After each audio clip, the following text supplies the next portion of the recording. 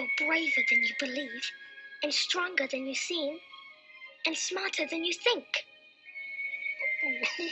Oh, that's easy. Topic this morning, the theme of what I'm going to be talking about is the idea around you deserve to prosper. And we get into alignment with life's flowing goodness, the flowing abundance. And when we say things like you deserve to prosper, with some people at least, and I think with most of us, there's a little something that says within us, yes, but, do I really deserve? And there seems to be a resistance, I believe, with a lot of people in truly being able to prosper. Now, let me ask you a question. Is there anyone here who is not, well, I don't want a show of hands, by the way. This is a rhetorical question. Is there anyone here who does not want to live up to his or her own soul's nature? And when I say the soul's nature, that is the potential, the capacity, the talents, the gifts, what it is, the patterns of you that you're in this life and can express. Anyone here that doesn't want to live up to that? I don't think there is a one. And yet when I say is there, and have said in other contexts, in classes and in discussions with various people, is there anyone that you can think of that does not want to prosper? And there will be all kinds of funny sorts of emotional interactions around that. And there will be people who say, well, you know, there are things that are much more important than money and things in life and blah, blah, blah, blah, blah. And I said, that's not the question that I asked. And that's what I put to you this morning. You see, to prosper is to thrive, to flourish, to succeed. And I don't think there's a one of us that feels that way, because it is our nature to prosper. There's something in us that's constantly pushing us to that point of expressing what we are all about.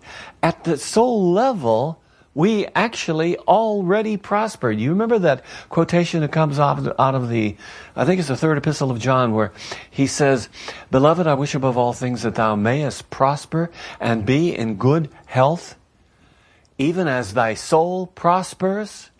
You are already prospering. You're already thriving, flourishing, and successful at the soul level. Now, let's bring that out. Now, if this is true that you already prosper, why is it that there are so many people that don't? And especially in the area of their material supply in the form of money. And I'm not here to talk about money necessarily this morning, although it is a wonderful, wonderful commodity. It represents our energy. It represents what we do and how we present ourselves to the world. But I remember I was having a discussion with a wonderful minister years ago. Her name was Carol Bell Knight. She's gone now. And Carol was, she was just a wonderful religious science minister. And she was a counselor, fantastic counselor, incredibly intuitive individual. Some people said she was really psychic, but she had some difficulty with that particular concept. She was a counselor, she was intuitive, she was a great minister.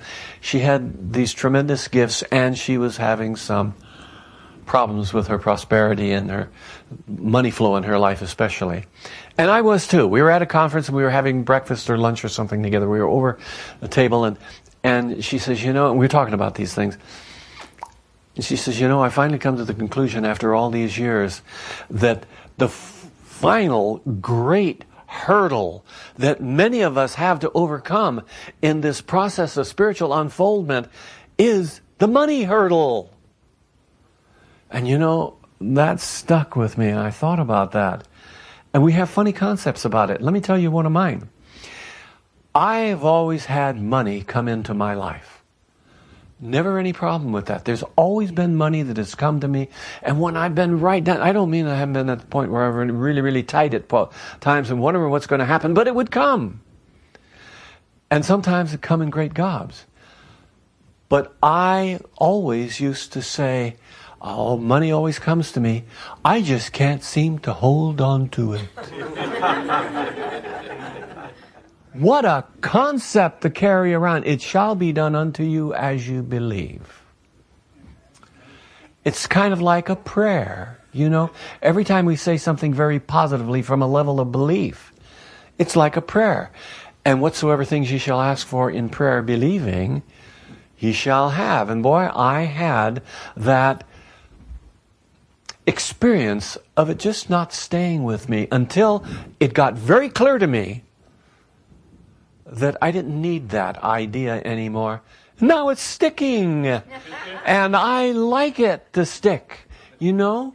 That's very, very, it's nice to be comfortable in life. Not only have what I need, have my needs met when I need to have them met, but also to have a nice little nest egg and to be able to have some flexibility and do things in life otherwise. See, this is all part of this thing of prospering, thriving, flourishing, succeeding. And I think what it has more to do with is expressing what is in me. The longer I live, and it's been a long time now, and I plan for it to be longer yet, the more satisfaction, the happier I have been, because the more I am in tune with life. And yet, some people have real difficulty with being able to accept that. I want to read something to you that Dr. Ernest Holmes says in his textbook, The Science of Mind. He said, when the inner consciousness agrees with the truth, and I want to stop right there.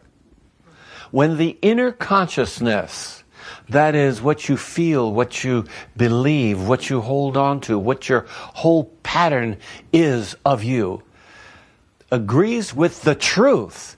And what is the truth? The truth is that you're made in the image and likeness of that which made everything. Every great scripture of the world, whether it is Christian, Buddhist, Buddhist, is there a Buddhist?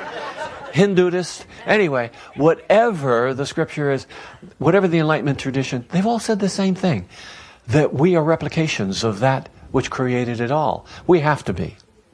I mean, well, I won't go into the scientific basis for this, but scripturally, we've all been told that, and we come to know it.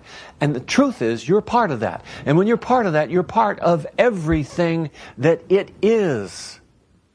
So, when your consciousness agrees with the truth of who you are and how you fit in the scheme of things, then and only then a demonstration takes place. A demonstration, the outpicturing, the actual experience of whatever it is that you hold in consciousness. And then he goes on and he says this, specifically, go over the thoughts which are wrong and use the power of your word to heal them. Wow. You know, that's a challenge. That's a challenge. Because that means we have to do something rather than sit around and feel poorly or badly about ourselves. Many people do resist their prosperity. They resist their thriving, their flourishing, their succeeding. And you know, there are many reasons for this. And I've been told a variety of things. Well, it's just not spiritual to be too prosperous. Or I just haven't had the breaks. I'm just not very lucky. It's really somebody else's fault. And we go on and on and on. And you know, there may be a certain amount of truth to this.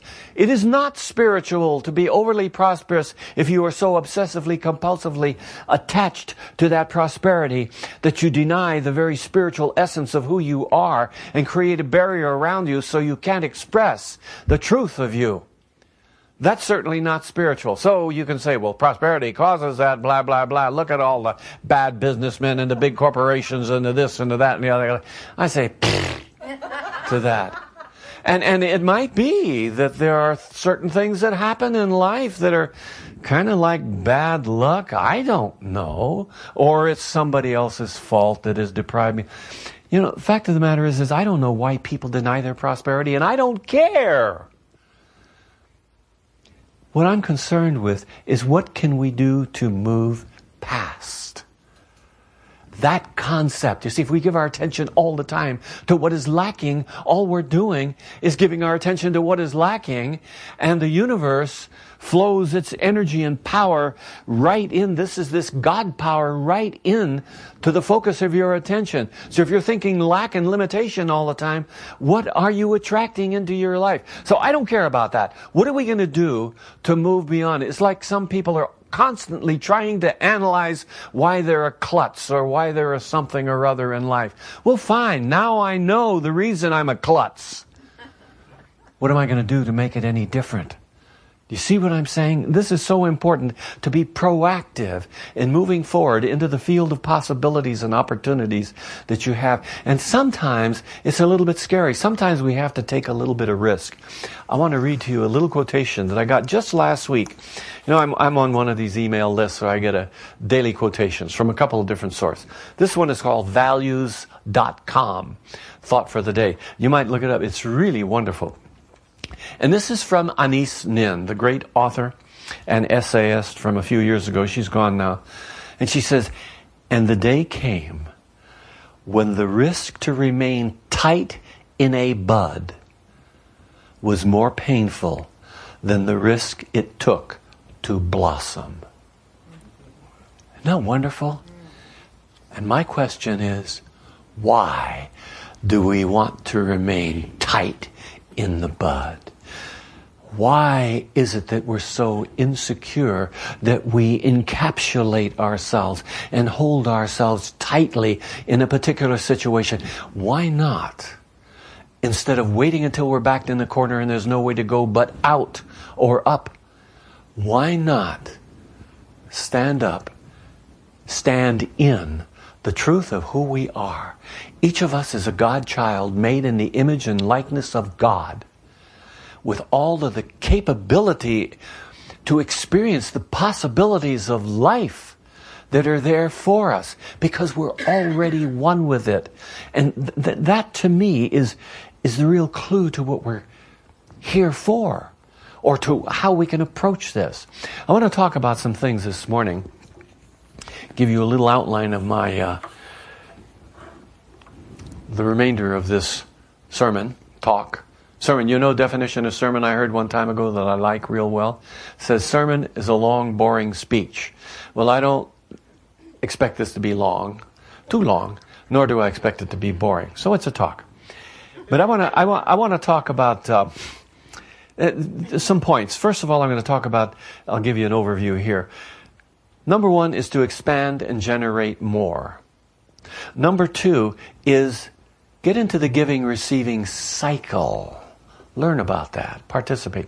Number three is really related to number two, and that is give what it is you want to demonstrate in your life.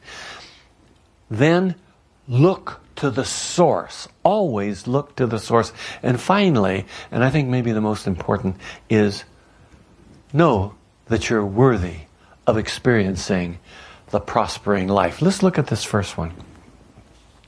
See, oftentimes when things get tough, we have an inclination to pull back, go back into the little bulb, or surround ourselves, encapsulate ourselves in such a way, put the lid on it, and hold ourselves right where we are. And this happens. And, you know, I'm not saying to be irresponsible. We just went through and are on the tail end of a pretty severe recession. Nothing like the Depression. If some of you who lived through the Depression, you know what that was like. But you know, we've done okay through the recession, but we've gone through it, and it's at times like that when things get tight, we sit back. We need to be responsible. So I'm not saying to be irresponsible and throw all caution to the wind. Look at your resources, work with where you are. But sometimes people begin to do that, and that's when they begin to encapsulate themselves and don't quite know how to break out of that. And see, they're responsible, all right, for their resources, but at the same time they tend to lose their sense of the possibilities that are available to them. Their dreams begin to fizzle, and their life oftentimes stagnates. And then the more some of these things happen, the more they tend to create barriers against breaking through until something comes along and forces them. But as I say, don't wait until that point where you can't stand it anymore. Begin to do something. And you know, I love that little principle that comes out of the 12-step programs. You know, the AA program said,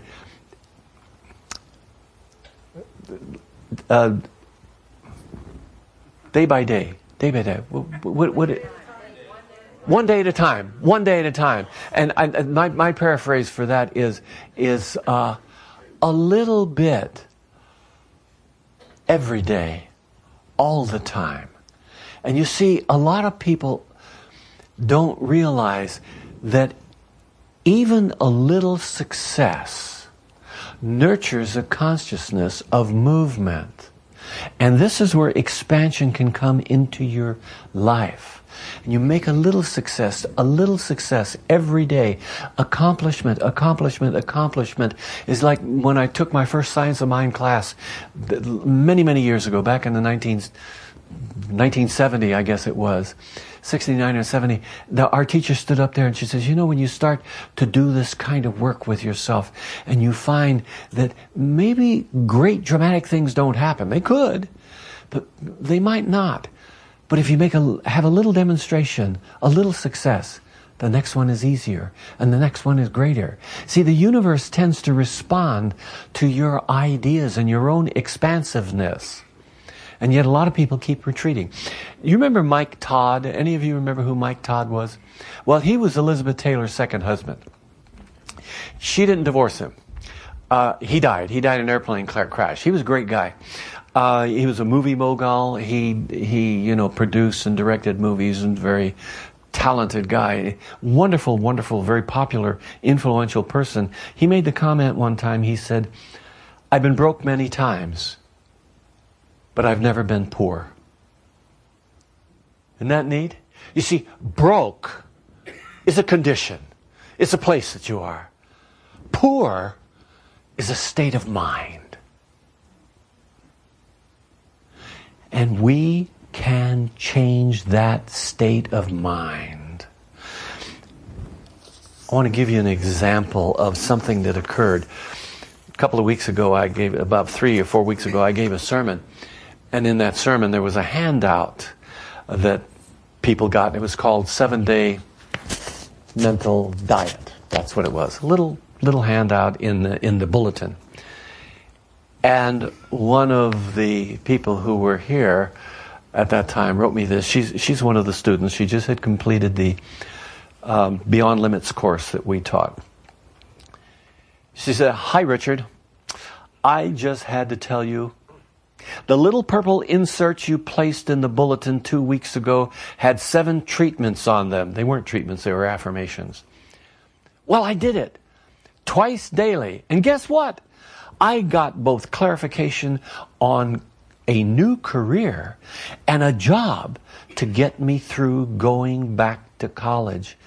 I know it really works." See, but and I asked everybody, those of you that were here, remember I said, do this and give me some feedback. I really love to know when you're doing it and what's going on in your life. I got about 3 responses from people. But that's pretty good, because the previous center that I was with had 800 members, and there'd be like 400 members on a Sunday morning that show up. And I would make the same request, and sometimes I get 1 or 2. And I got 3 people that responded to this. So somebody's doing it, they're using it, and they're seeing the benefit of it. It's like Nike says, just do it. But most people don't. They'll go home and they have the little insert. They'll look at it and they put it on the dresser. Then it gets covered up with something, and then something else and something else. And finally they clean up a few months later and say, oh, I've gone through that, and they throw it away. And I'm saying, damn it. Stop it. Just do it. Okay. Now there it is. I have another thing that happens with a lot of people is they put off and they put off and they put off. And I have a little cartoon. I have a little cartoon here that I want to illustrate this with. This is Calvin and Hobbes. And the first 2 panels in this are, Calvin, the little 5-year-old boy, and Hobbes is the stuffed animal, the lion, and tiger. That's right, the tiger, and it's there somewhere. Here, give it to me. What's happening here? Well, let's forget it. let's forget it. I will go on to, there it is. Okay. Here. And you see, Hobbes is saying, do you have an idea for your project yet? And Calvin looks at him and says, no, I'm waiting for inspiration. You can't just turn on creativity like a faucet. You have to be in the right mood. And Hobbes asks, well, what is the right mood? Last minute panic. Can you relate to that in any way? Isn't that the way many of us are?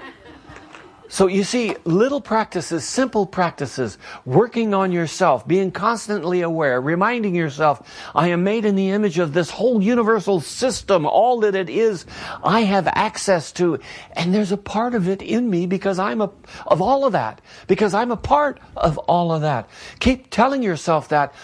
How can you not have the self-esteem, the self-love, the sense of self-acceptance that you need in order to be able to step in to your truth? Can we turn this off?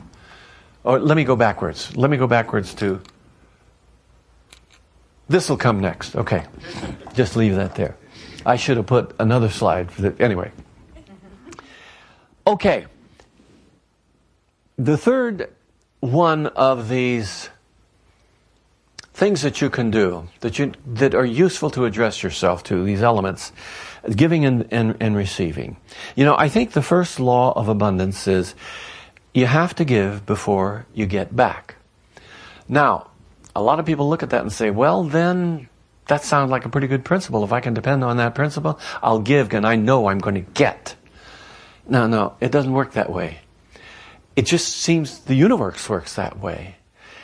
What it's really saying is that you give in whatever way is appropriate to give, and it puts you in the flow with life itself. And when you're in the flow of all substance, it's all around you. And you can draw into your life whatever you need. See, Ernest Holmes makes the comment, he defines divine love as the givingness of spirit to its creation. Think about that. You're in its image and likeness. And if you are made like it, if you are a part of that, then how do you express your love, the element of divine love that is you, flowing through you? It is through your givingness to your creation. Do you see what I mean? And everything around you is your creation, your relationships, your job, your activities, your concepts, your expression. This is what this really means. You give and you automatically come into alignment with it, and you're going to receive accordingly. That's the basic principle. You don't walk up to your furnace and turn the thermostat up and expect to get heat if the gas is off. You don't walk into your fireplace and say, give me heat before you put in the wood. So it takes a proactive kind of an interaction with it. But we give without the thought of what it is we're going to get. If we're giving with strings attached, it's, well, I will give, but I know I'm going to get back, and if I don't get back, I'm not going to get... It doesn't work that way. What we're doing is we're creating a sense of lack in our own life. Do you see how that works? Giving is an acknowledgement that you have something to give. Think about that. And when you acknowledge that you have something to give, you're speaking from a principle with which you are intimately connected, that's working in your life, and you will have and have and have. No strings attached. So, the giving and receiving cycle is really a flow. It's not doing one thing to something else for something else to happen. It has to do with getting in tune with the flow. The next one of these elements of how we can help to move past any resistance to our prosperity is related to that giving and receiving cycle, and that is give what you want to experience in your own life, what you want to demonstrate in your own life.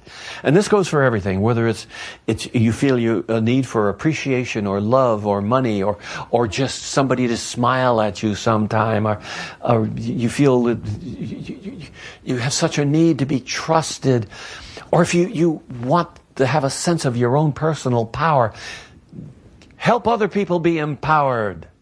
Begin to trust others if you're looking for trust. Whatever it is that you're wanting to experience in your life, this is what you need to give. And some people say, well, I will volunteer my time, but I won't donate anything else. Okay? I won't give them my material, my money resources, my financial resources, whatever, but I give by volunteer my time. Well, fine. You volunteer your time and you're going to have more time to volunteer. Okay? Now that sounds kind of crass, perhaps, to say something like that, but it really tends to work that way. Don't overgive. Don't go out and take a loan or borrow money in order to give. That is not only irresponsible, it's kind of stupid, I think. But get into the flow a little bit all the time. A little bit. Work on it. Giving what it is you want to experience. And it's scary sometimes to start giving before you are on the other end of this, the receiving end of it. I remember one person one time saying to me, coming up to me, and he said, I had a job opening available for a technician when I was on the staff at Los Alamos National Laboratory. And this fella who I was in a carpool with, nice guy, his name was Henry, he came to me and he says, I really have always wanted to work in this area. I was working in carbon and graphite research and development of some pretty exotic materials. And he says, I've always wanted to work in this. And he was in the chemistry department. And he says, would you accept me? Or whatever. He was wanting to apply. And I said, well, that sounds wonderful, Henry. And he working in chemistry, that would be good. I was really a metallurgist, but I said, what have you done to prepare yourself? He said, well, what do you mean? I said, well, have you taken any courses, any physics or chemistry courses that are related? Have you read anything? You've been into any seminars dealing with the chemistry or physics of carbon and graphite materials, or any solid state this and that? He said, you don't expect me to do that before I get the job, do you? And I said, yes. That's exactly what I expect. And let me give you a contrasting example of it. This is a fellow named Horace Martinez. I can say his name because I'm so proud of him and I just love him. He was from the valley, we called it. He lived over in Chimayo, New Mexico, and used to drive every day about 30 miles to come to the laboratory. He didn't work for Los Alamos National Laboratory. He worked for the Zia Company, which is no longer there. It was the contractor at the time that did all of the custodial and all the maintenance work and all of the basic engineering work and site preparation and things like that. The big contractor. He worked for them and he was a custodian. And he worked in our area, in and around my lab. And I had another job available. It was a nasty, dirty job. It was a 3-month-long job, and what it consisted of was I bought a variety of materials, carbon and graphite materials from all over the world in 55-gallon barrels, and set up a system for being able to blend them in various ways. And the person to take this job for 3 months would be working in a dark, dismal area in the basement with this equipment, with a face mask on and taped up sleeves and, the gloves on his hands and booties on his feet and the whole thing, and come out at the end of the day black with carbon. And he came to me, Horace came to me, and he said, I want that job. And I knew Horace, and I just thought the world of him, and I says, Horace, it's a nasty job, and it's only for 3 months, and at the end of 3 months, you won't have a job. He said, I don't care. I've always wanted to work for the laboratory, and this is my chance. It's getting my foot in the door. I want to work. I gave him the job. 6 months later, my division leader, which was one step above my immediate supervisor, which was a group leader, called me and he said, Richard, what the hell is going on here? I just noticed that Horace Martinez is still working here. And you were going to have him for 3 months, and he's been here for 6 months. What's going on? I said, well, Dr. Baker, I just like him real well. I said, he is so good. He finished this job, and I'm training him to work all of the instrumentation and do this and do that and do the other thing. And I just really want to keep him. And he says, okay, hire him. You see the difference between the first fella who wasn't willing to give and this fella who was willing to do anything to get his foot in the door, to start it. The universe responds to great ideas, to your dreams, if you're willing to give to those dreams. You create an attracting atmosphere around it. Let's look at this business of looking to the source. Let me say this. The source of your good is not your job. It's not your bank account. It's not your properties. It's not your education. It's not your trust fund. It's not any of those things. Those are the vehicles that you may have developed or somebody had helped you to establish in your life through which your good comes to you. These are the channels that the good comes from, or that comes through, but not from. There is only one source, and that's the infinite. And people, God, and people don't get this. They really don't believe it. I have had the gift of a mother who drove me nuts at times, as I did her, very much so. But we talked and talked and talked. And I remember going to her when I was a teenager. I was about 16 years old, and I had a job. And the job was delivering furniture. And I would dust furniture and all. But my boss, I was making $1 an hour. This is back in the late 40s, 1940s. And I was making $1 an hour. It's pretty darn good. 15 hours a week plus 8 hours on Saturday, $23 a week. And I'm making 23 hours, making $23. That was pretty darn good. I had more money in my pocket than most kids ever dreamt of in the town I grew up. And I went to my mom and I said, you know, I'm underpaid. I need to be doing better. Mr. So-and-so is just blah, blah, blah. He has me repairing furniture and appliances, and I was even rewinding motors for the washing machines that we were reconditioning and doing all that. And I ought to be making more money. And she said to me something that I've never forgotten. She said, Richard, you don't work for Mr. So-and-so. What do you mean? He's paying me. He says, no. You work for God. Mr. So-and-so is just the vehicle through which you get paid. God pays you. And that was a concept that I couldn't get. But you see, we are in relationship to the universe. And over the years I came to realize this is very true. Don't look to the vehicle, to the channel through which your good comes to you. Remember that God is behind it all.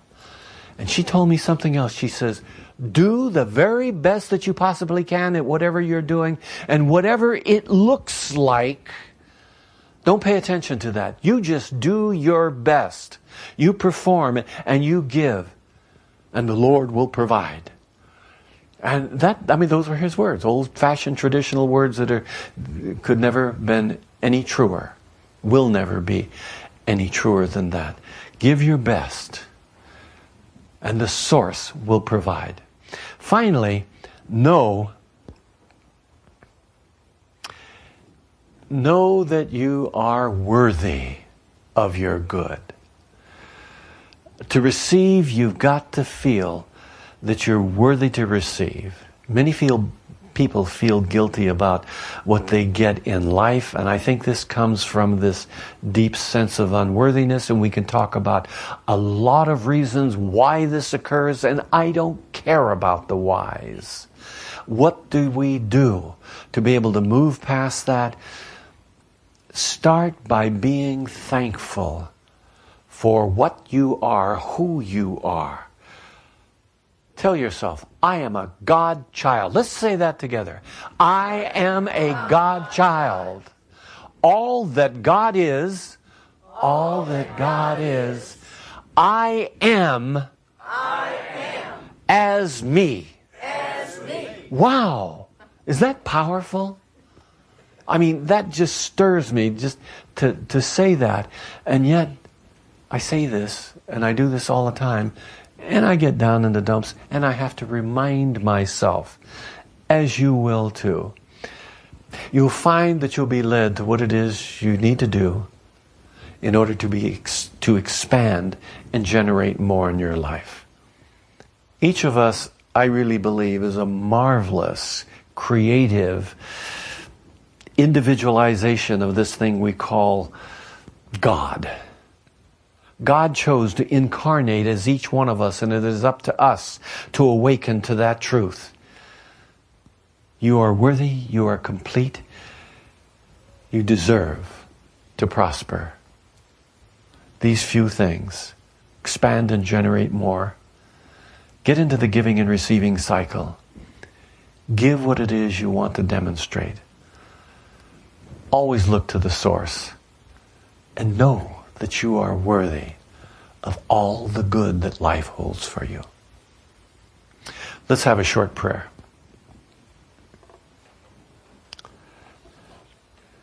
There is one power, one presence, one essence, one goodness. We call that God. The one mind, the one intelligence, the one creativity, one. It is one thing, for it is all within. All of these attributes, all of these connotations are included within that one, and that is what I am. That is what every one of us here is. There was one life, that life is God, that life is my life now. And in the realization of that, I know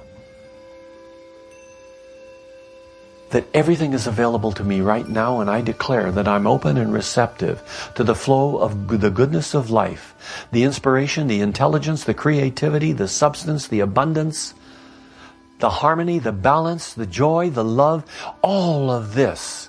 I am open and receptive to it flowing in and through my life. And these are the words spoken for each one here this morning. And out of that realization, I know that my healing, my holing, my being made whole is accomplished in this moment. Father, Mother, loving God, I am so grateful for this realization. I allow it to be so. I declare it as so. I'm grateful that it's so. And together we say, and so it is.